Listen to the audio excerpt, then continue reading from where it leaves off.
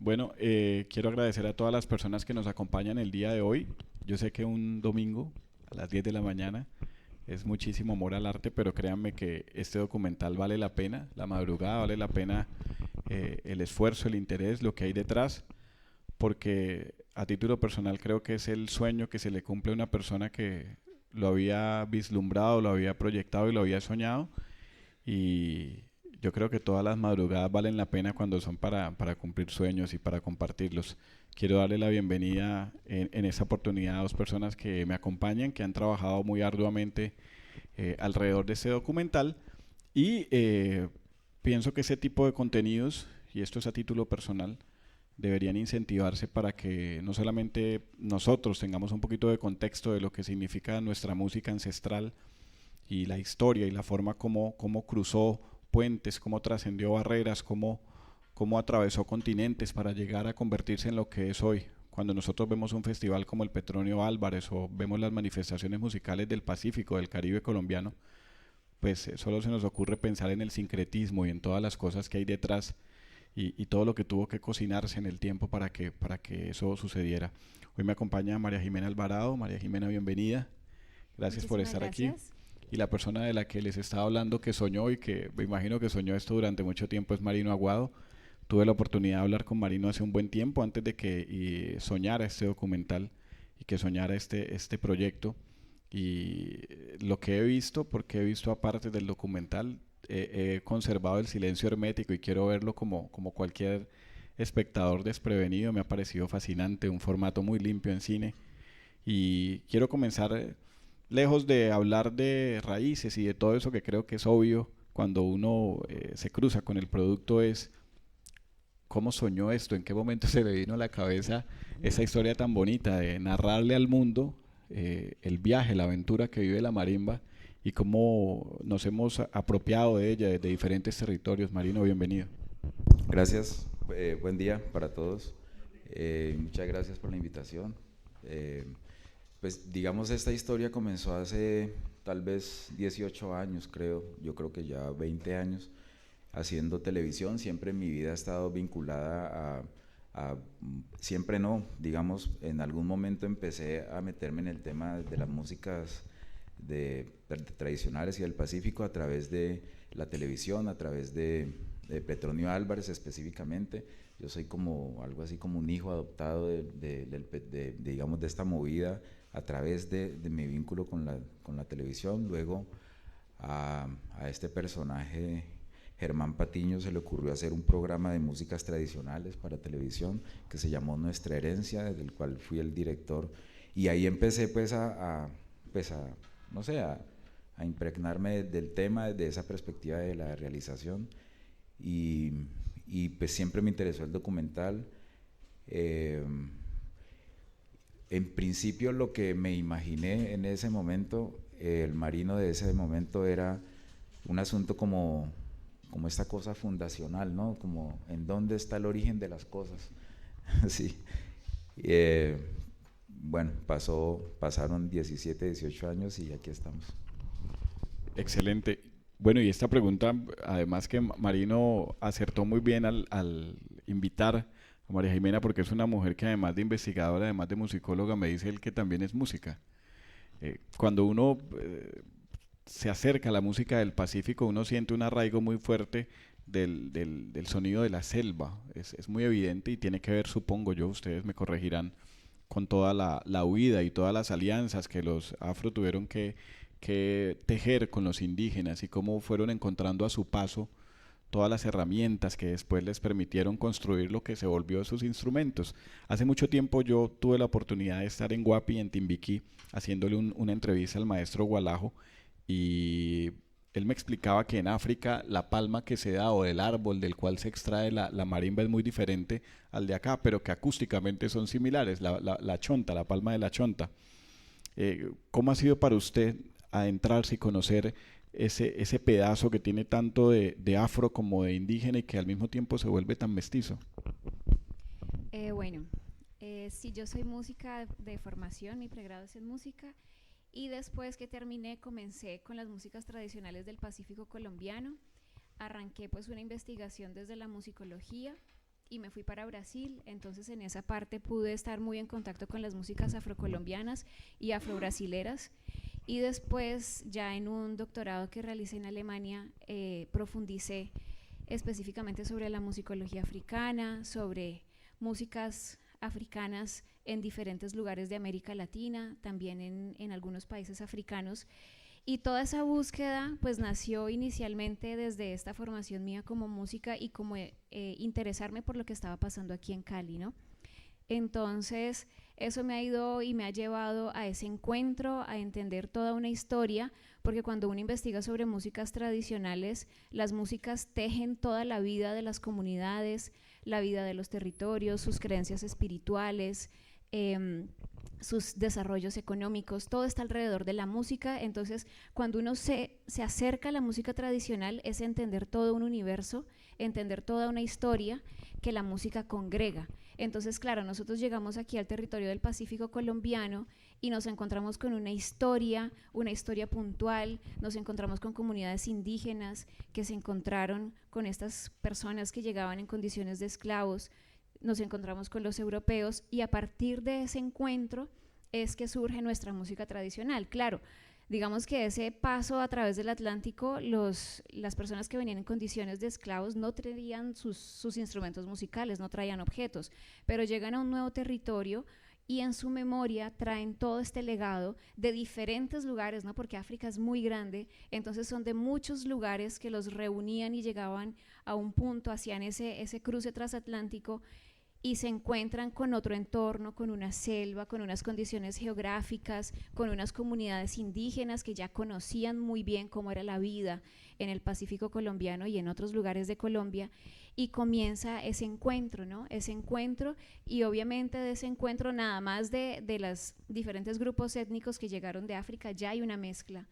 Llegan a Colombia y se produce otro encuentro que nos deja más riqueza, ¿no? Y también todo este contacto con los europeos. Entonces uno, a través pues de lo que yo hago, que es estudiar la música y la música tradicional, haciendo, digamos, análisis musicológico, analizando organológicamente los instrumentos, hago también como, tengo no sé, esa pasión así como Marino, de ir atrás de ese origen, de pensar, por ejemplo, este ritmo del currulao, de dónde se desprende, este otro ritmo del bambuco, del bunde, por qué suena así, porque si yo voy a Brasil encuentro semejanzas, pero también muchas diferencias, ¿no?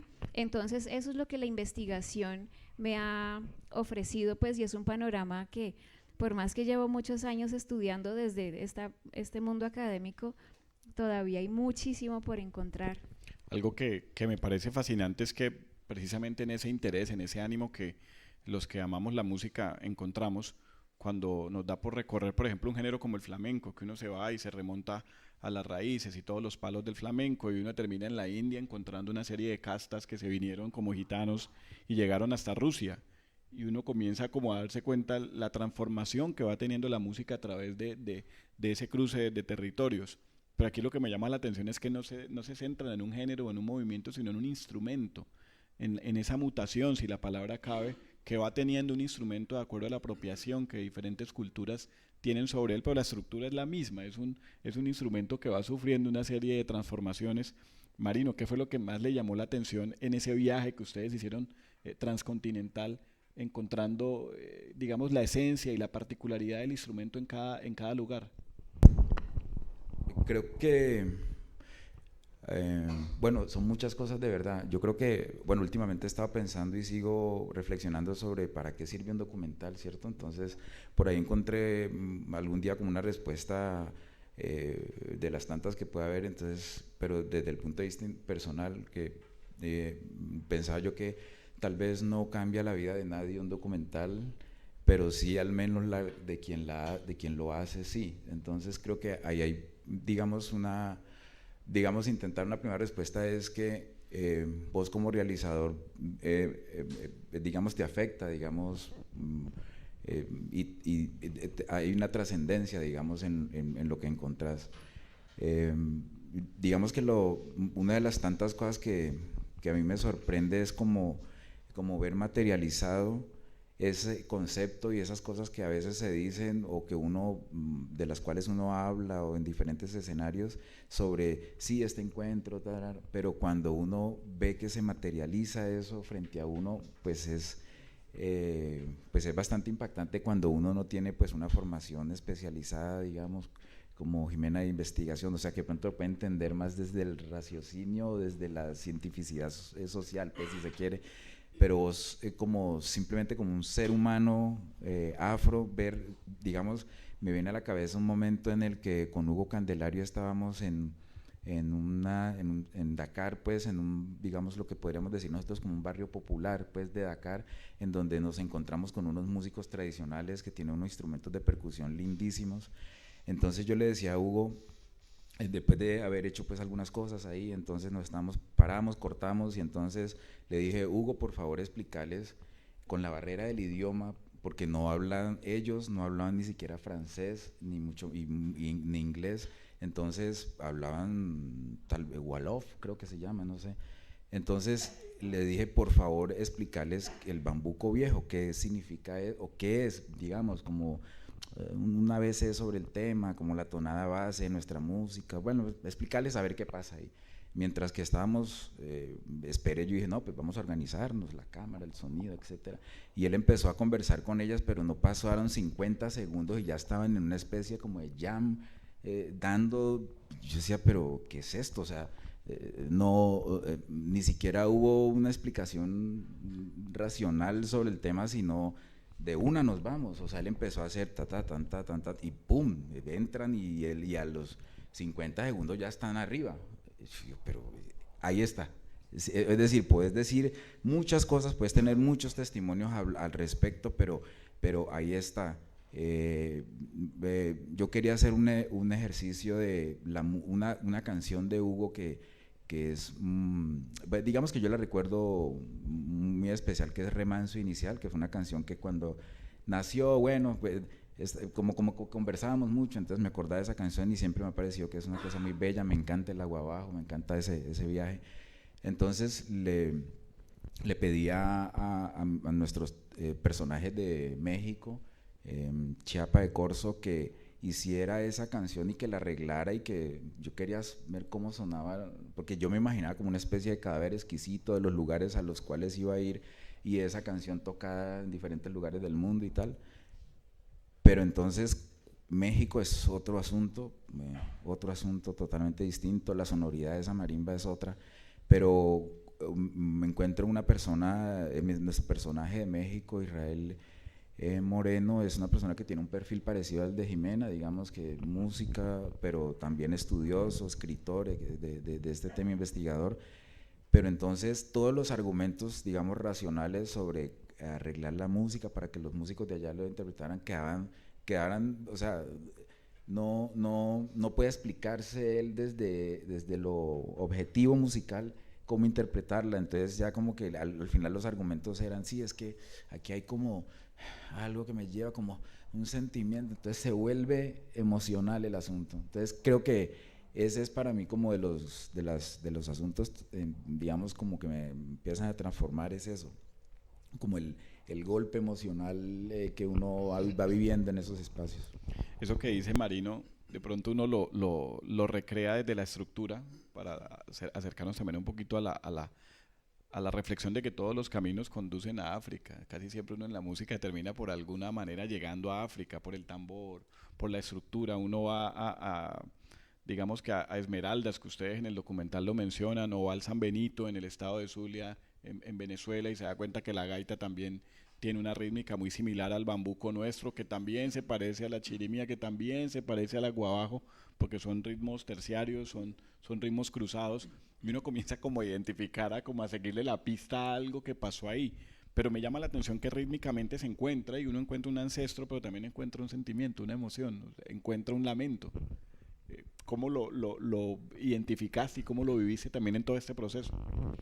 Bueno, yo pienso que cuando uno trabaja con las músicas del Pacífico, algo que siempre los músicos y los maestros están diciendo es esa nostalgia, ¿no?, que está allí en la música, y es, por ejemplo, he trabajado mucho con el maestro Hugo Candelario. Entonces, a la hora de hablar, por ejemplo, de ritmos como el bambuco viejo, él dice esa quinta corchea, que es el anhelo de libertad, que lo saca uno del suelo, ¿no? Y lo manda.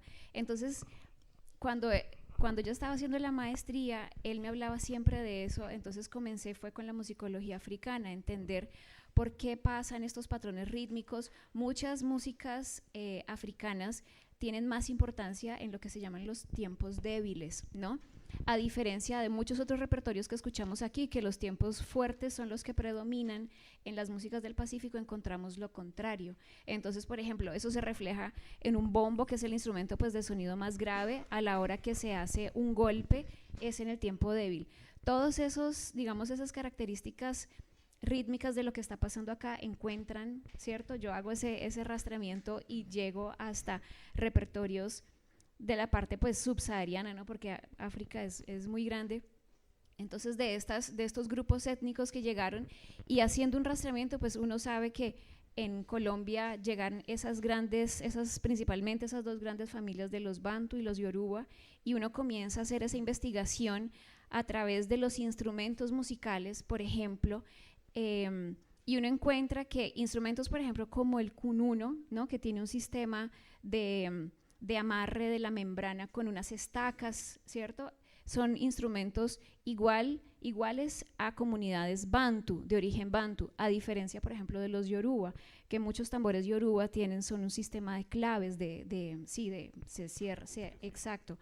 Entonces, todo digamos, esa investigación rítmica, investigación ya organológica de materiales, de formas de afinación, formas de templar las pieles y las maderas, nos van a nosotros como contando una historia, que esa historia pues no ha sido escrita, ¿no? Porque las músicas tradicionales han sido preservadas a través de la tradición oral.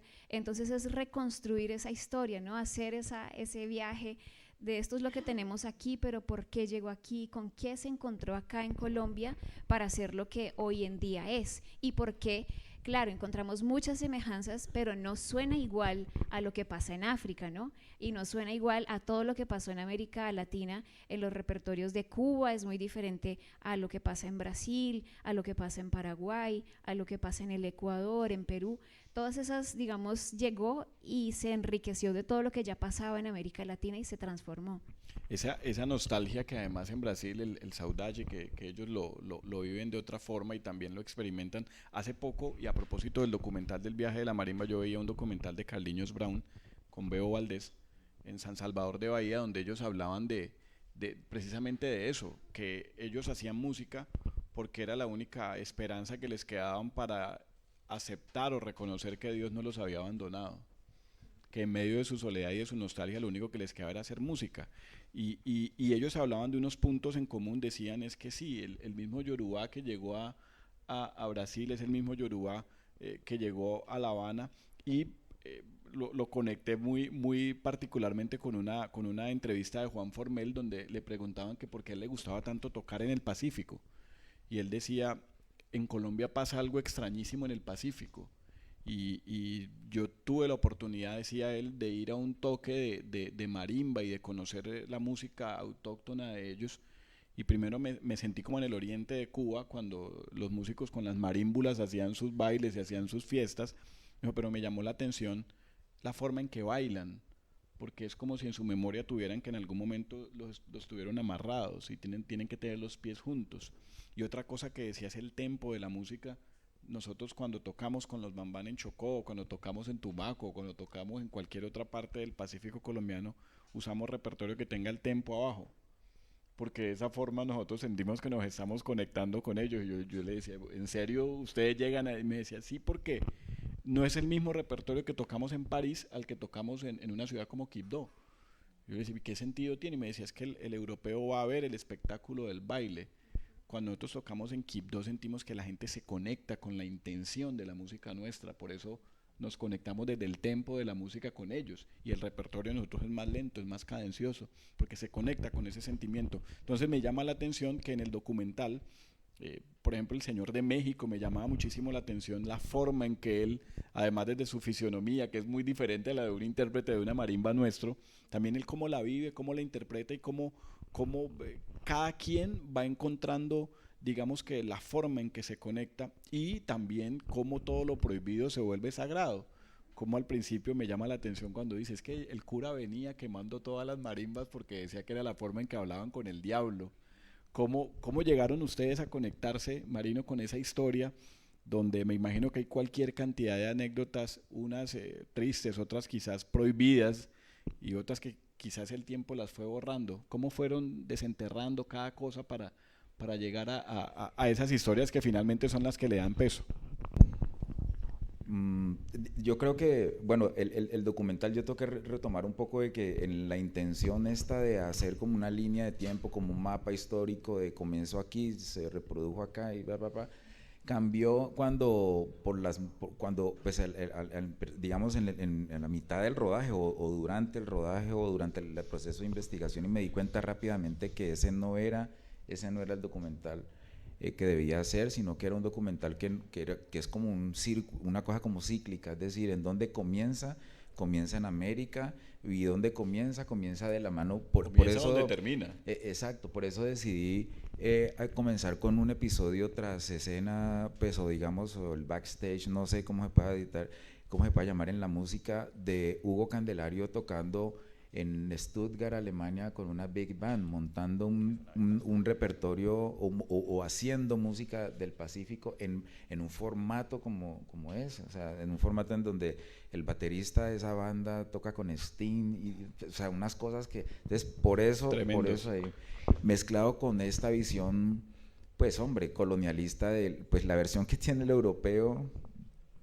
Acá en ese momento, 1700 algo dice, pues es un poco esa historia de quítenle esos instrumentos a esos negros, que eso es música del demonio, porque como es un poco como lo que no entiendo, lo tengo que borrar, suprimir, ¿cierto? Quemar. Entonces por eso me pareció poderoso.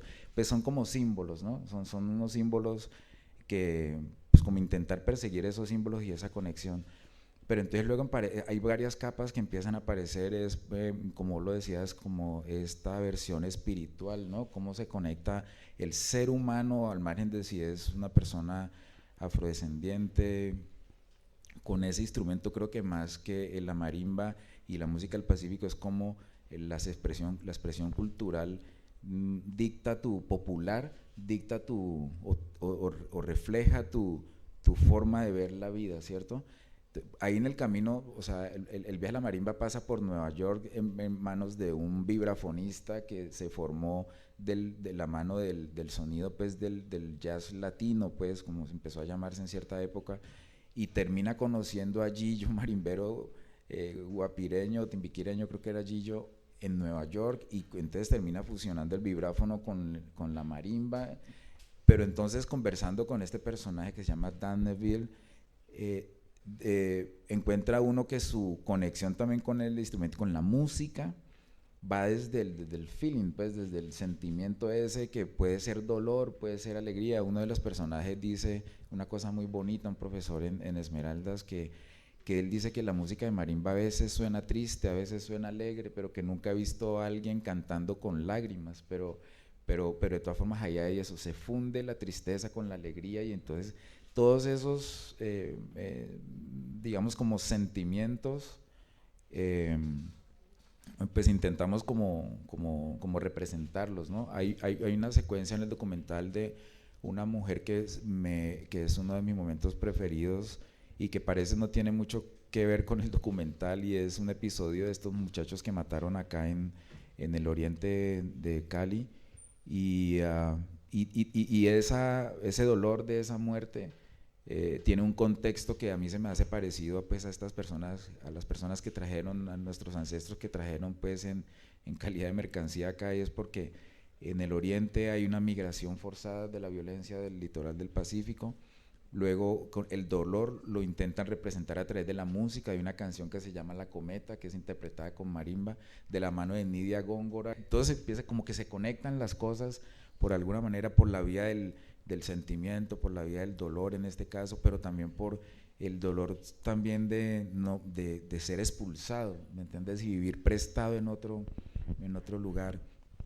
Eso lo conecta a uno como en el momento el choque que uno puede sentir cuando se asoma por esa casa de los esclavos en Gorée, en la isla de Gorée, cerca de Dakar, en donde ves ese camino que está, digamos, preservado por la UNESCO como un símbolo de las cosas que no debe repetir la humanidad. Y cuando vos caminas por esa que le llaman la puerta del no retorno y ves el bello Atlántico, pero imaginarte que apenas hace, no sé, 600 años, no sé, 700, caminaba gente por ahí para no regresar, ¿cierto? Pero desprovistos de sus artículos cotidianos, pero además traer en la mente algo y escoger los momentos de intimidad, el fin de semana o el espacio que tenían de libertad para ahí hacer eso, para ahí representar eso. Ves el caos que uno tiene en la cabeza con todo esto, pero en últimas es como que el hilo conductor es la conexión, definitivamente. Yo pienso que hay una lectura muy bella, y es que las guerras, la historia, las invasiones, digamos que esa autoridad colonial siempre detrás de todo, llegando a impregnar y a dominar y a borrar historia, pues de cierta manera nos lleva a reflexionar que la marimba perfectamente puede seguir su viaje o no, pero nos está dejando un mensaje implícito, una reflexión primero, pero también una memoria de todo lo que ha tenido que suceder detrás para que llegue cada lugar a apropiarse de ella. Y pues a pesar de que hay una mirada absolutamente europea como la hay africana, porque pues ambas cosas se han fundido en el tiempo y han logrado trascender, sí hay un desarraigo, sí se siente un desarraigo en la música propia.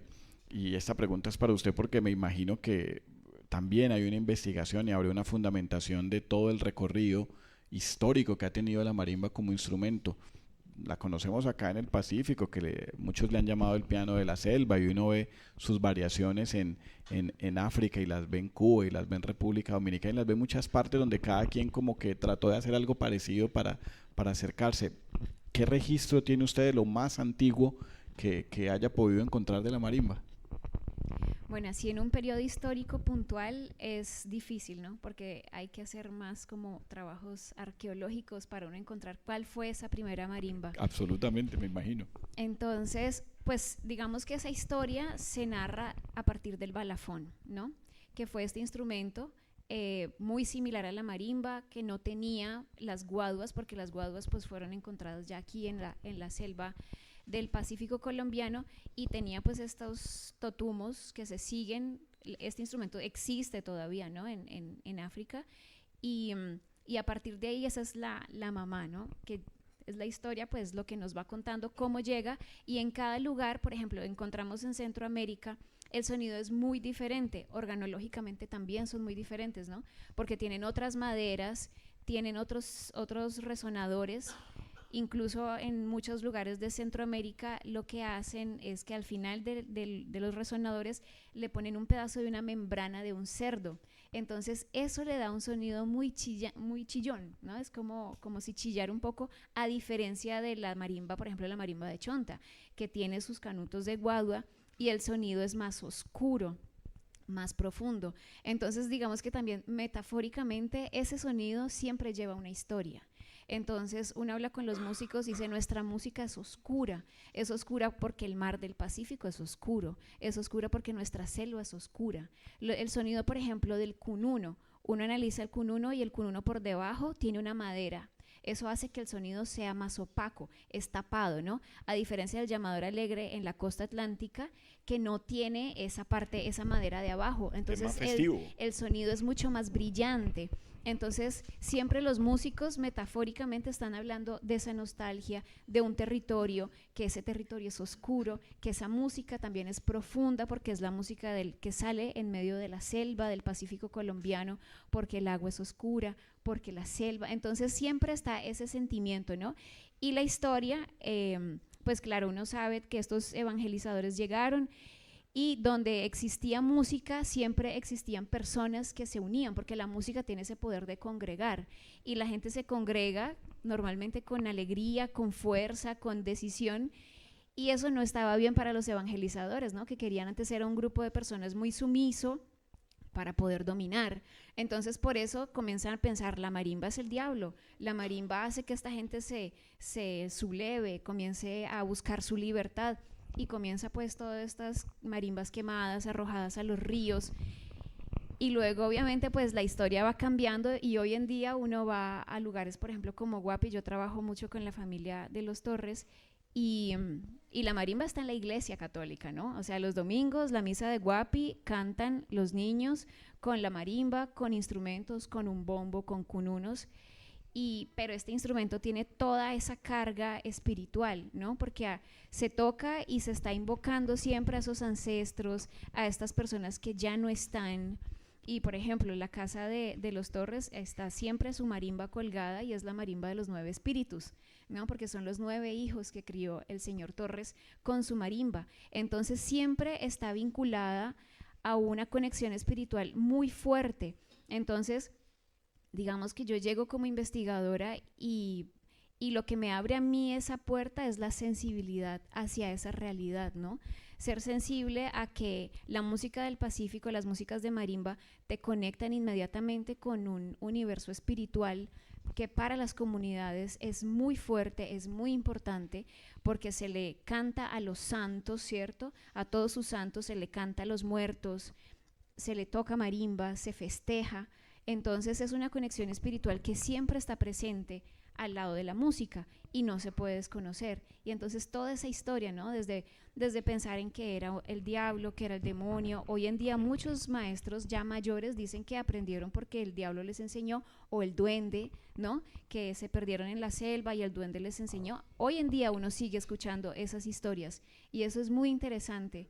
Y decir, por ejemplo, en las casas de la marimba anteriormente siempre estaba el duende, pero hoy en día, como hay tanto bautizo, por ejemplo, el maestro Pacho siempre dice eso, como hoy en día hay tanto bautizo, al duende no le gusta eso, entonces no se acerca. Pero entonces esas historias, cuando uno va allá, digamos, a estos lugares, uno las sigue escuchando de estos maestros mayores, sigue escuchando cómo esa marimba es este instrumento místico, ¿no? Que reúne pues a la gente, pero también reúne a los seres pues que no podemos ver, estos santos o estos espíritus de la selva, como por ejemplo el duende, que siempre están alrededor de la música.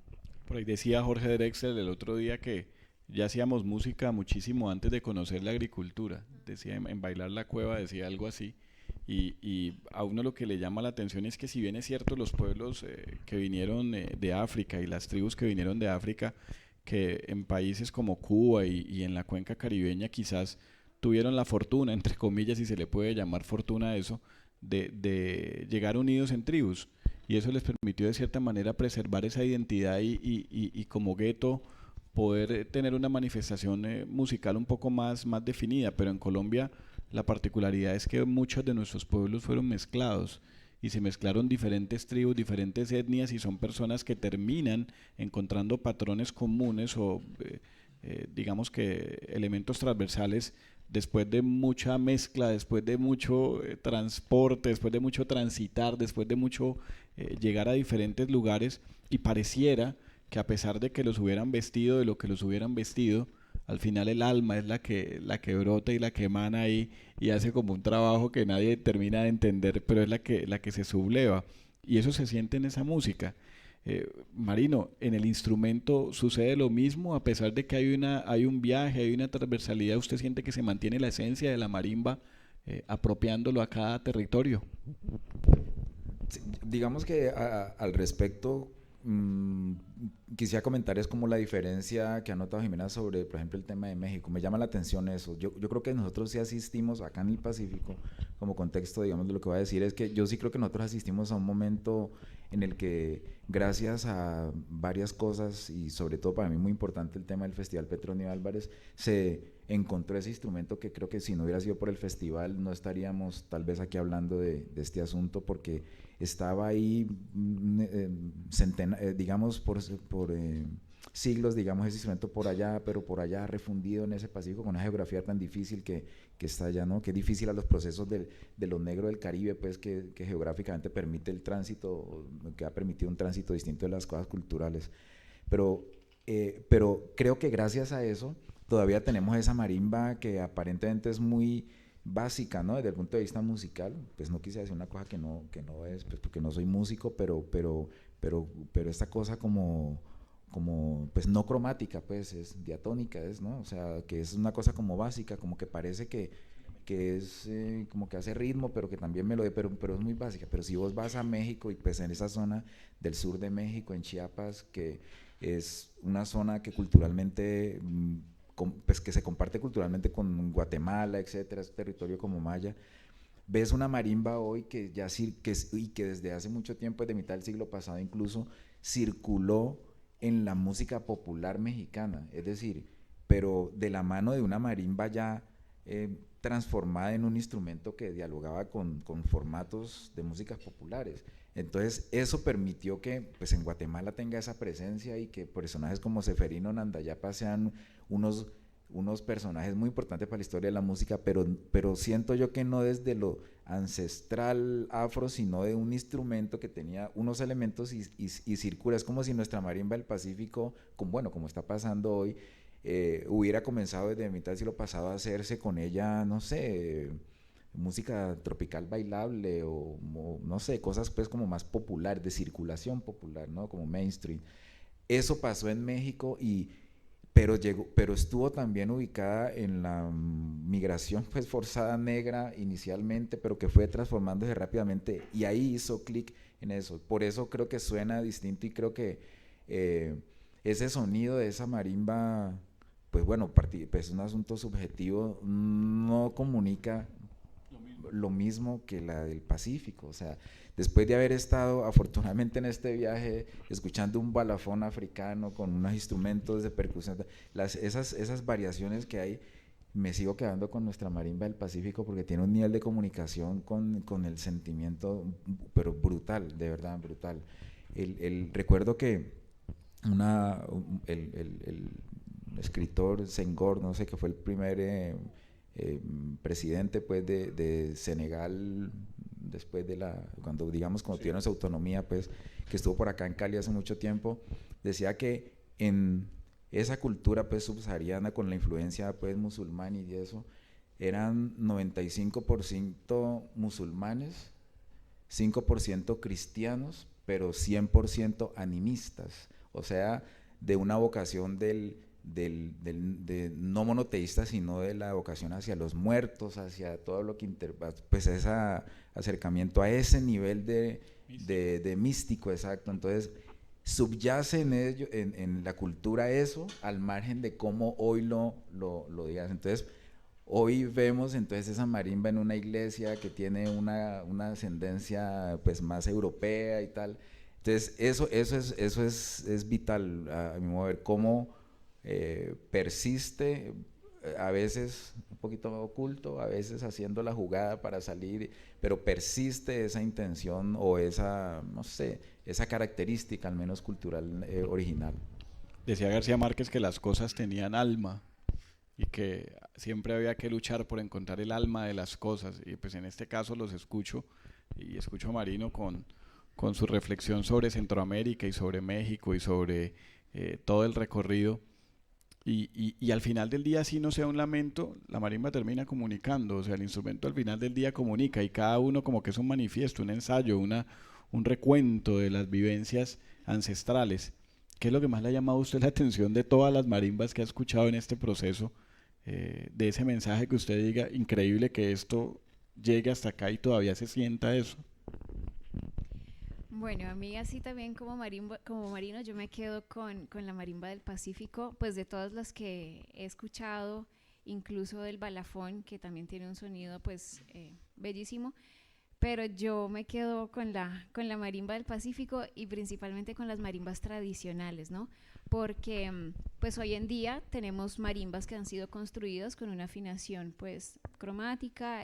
Digamos, estas marimbas pueden tocar en formatos con un saxofón, con un piano, con un bajo eléctrico, pero están las marimbas tradicionales, ¿no? Entonces cuando uno va a trabajar y a escuchar esas marimbas, cada marimba está muy vinculada a ese constructor, a la persona que la hizo.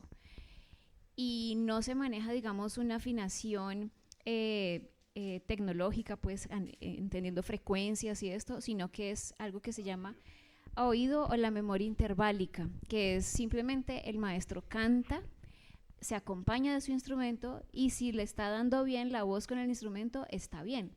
Si de pronto no le cuadra bien, es porque hay que raspar un poquito más una tabla hasta que dé el sonido. Entonces son marimbas que están y que hacen parte de esa persona que la hizo.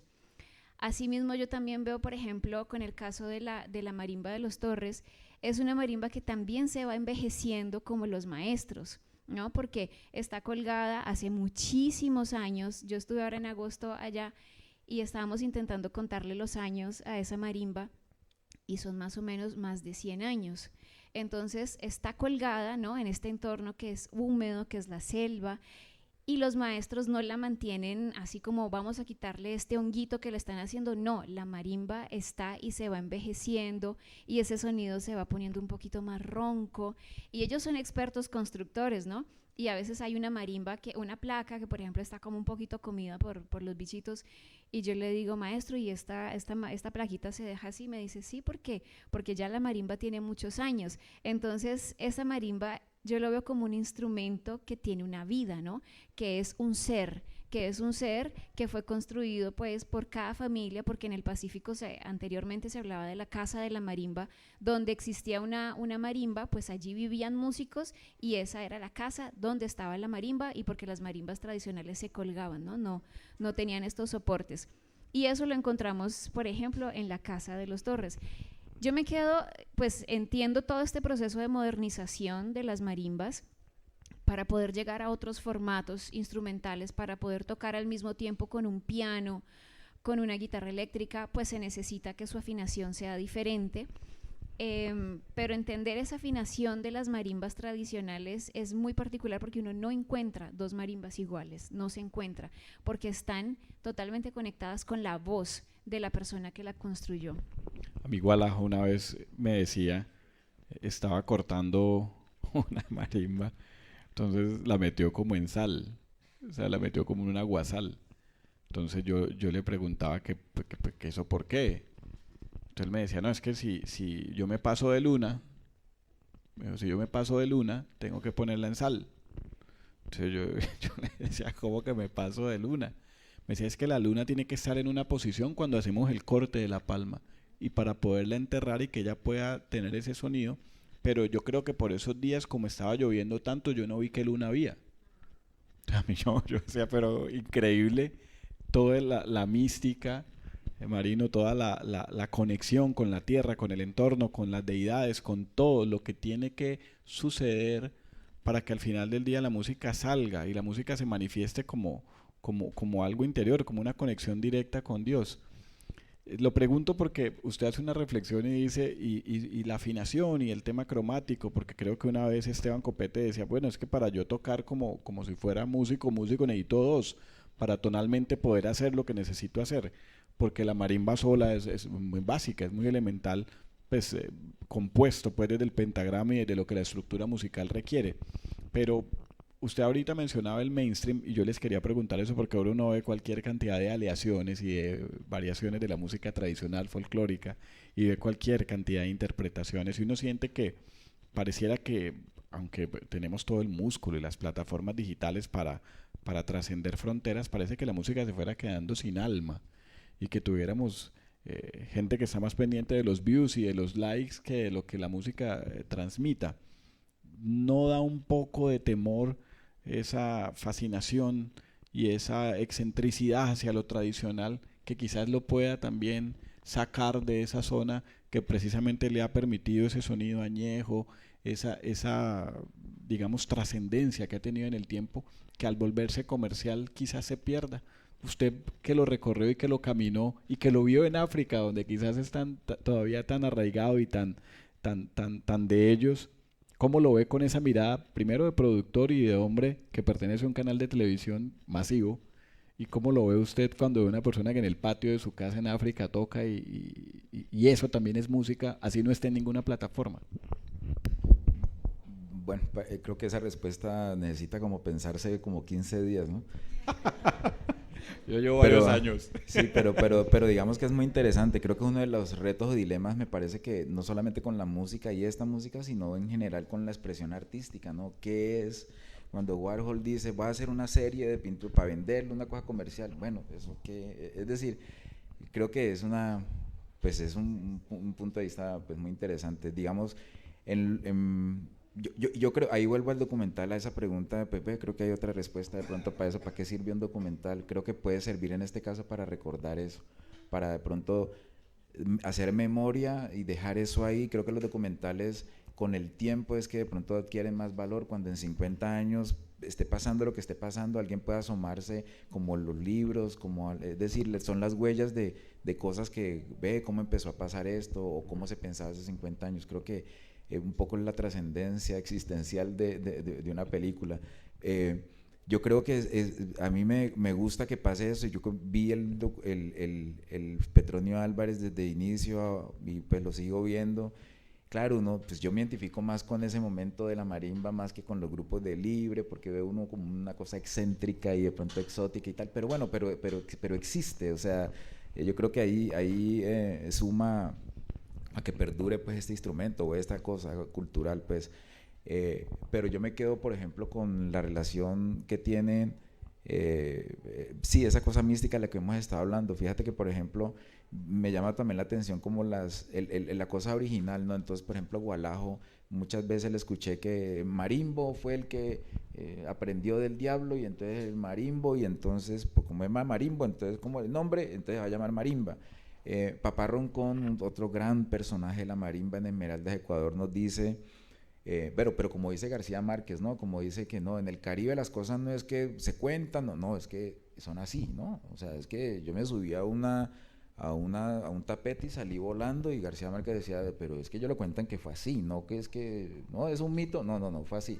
Entonces Papá Roncón es real, exacto. Papá Roncón dice, sí, la marimba en África, entonces unos elefantes, un cementerio de elefantes, entonces llegó alguien y tocó y, ok, y una costilla, ok, la otra costilla, y dice, y ahí nació la marimba.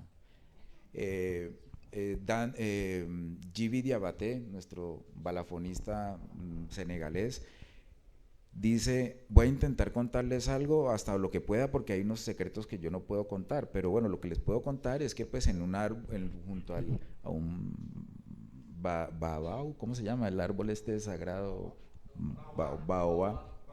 Entonces, pues estaba un personaje que no recuerdo el nombre, y entonces él pues estaba tomando como una siesta, y entonces de pronto despertó y pues ahí estaba la marimba. ¿Ves? Entonces, esas representaciones me parecen a mí muy bellas, ¿me entiendes? Esa verdad, Sí. verdad con la que se construye el pasado. Papá Roncón, por un asunto de historia, digamos, hay unos pueblos indígenas, que es un aspecto que creo que quedó faltando, que quería hacerlo y no se pudo por asuntos de producción, que es otra historia, y es cuando esa marimba estuvo o ha estado por mucho tiempo en manos de comunidades indígenas, ¿cierto? Del Pacífico, de pues, esa zona de Limones, de nuestro Pacífico, y también lo que compartimos con el norte de Ecuador. Pero para Papá Roncón son los indígenas quienes le entregaron a la comunidad negra la marimba, fíjate, o sea, Sí, sí, sí. y ellos hablan de agua como esa tonada tradicional que agua se volvió como, vamos a tocar agua, más que decir el tema se llama agua, vamos a tocar agua, y eso es indígena. Y por un tiempo importante, con personas que han estudiado el tema, hay teorías, digamos, que serias, digamos, o por lo menos hipótesis planteadas desde el punto de vista serio, que la marimba también de Mesoamérica no vino de los negros, sino de comunidades indígenas y comunidades mayas, ahí Guatemala y eso. Entonces, fíjate, no tenía sentido armar un mapa Sí, histórico. de dónde salió y para dónde se fue, sino más bien dejar fluir esas versiones. Yo les quería agradecer a todos los que nos acompañaron, a estos dos invitados que pienso que nos instruyeron mucho con su experiencia. Yo pienso que cuando salga el documental, en serio que deben verlo, es un producto. Yo le dije a Marino, voy a decir que no me lo vi, pero tuve la oportunidad de ver los apartes que él me envió, y la verdad siempre quedé como con ganas de ver más. Les voy a hacer una pregunta porque nos queda muy poco tiempo para que me la respondan rápidamente. Marino todo el tiempo dijo, ¿y será que un documental le cambia la vida a una persona? ¿A usted le cambió la vida este documental? Sí. Respuesta rápida, sí. Porque dice, ¿será que para qué sirve un documental? Un documental no le cambia la vida a una persona, dijo al principio, pero yo lo veo a él y yo creo que sí. Yo creo que hay una experiencia detrás. ¿Y a usted? ¿Qué significó para usted este documental? Bueno, para mí es como encontrar esa persona que comparte también toda esa pasión por querer entender cómo son estas músicas, de dónde vienen, cuál es este origen. Y pues esa ha sido mi pasión hace muchos años y siempre ha estado en mi mente como de dónde llega, por qué y poder encontrar, ¿no? Nos conocimos y podemos conversar a partir de algo que a ambos desde diferentes visiones, él desde sus conocimientos y todo, pues ya la producción del documental, y yo desde lo que hago, desde la investigación musicológica, podemos encontrarnos y conversar. Entonces son esos encuentros que causan muchísima alegría en la vida. Yo quisiera decir una cosa para quedar con un simple sí, es que es un asunto personal. Mi anterior película pensaba en mis hijas, en mis dos hijas, como decir, no sé, pues toda la profundidad que pueda haber, que fue un documental por el mismo estilo, pero esta pienso en mis padres y mi ascendencia. Entonces ahí está la profundidad de eso. Tal vez el cambio no es que hoy me levanté siendo otra persona, ni mejor ni peor, no, sino que te pone a pensar en el momento de tu vida madura, como que, wow, y yo porque antes no había pensado así, o porque no me había sentido así. Entonces esas cosas que ves, no, yo recuerdo a Papá Roncón de una cosa que fue de verdad. Papá Roncón tiene la misma edad de mi papá, y cuando me senté con él, es decir, hay una foto que guardo cogiendo yo su mano porque habla como mi papá, así con esa contundencia del mito, ¿no? No, eso es así, en el año tal, y sí, es así. Entonces ahí está el cambio, digamos, lo que te regala la vida, las reflexiones que te regala. Bueno, nos podríamos quedar toda la mañana, pero quiero agradecerle a estos dos invitados. En verdad, gracias. Y cuando tengan la oportunidad, vean el documental, que es bellísimo.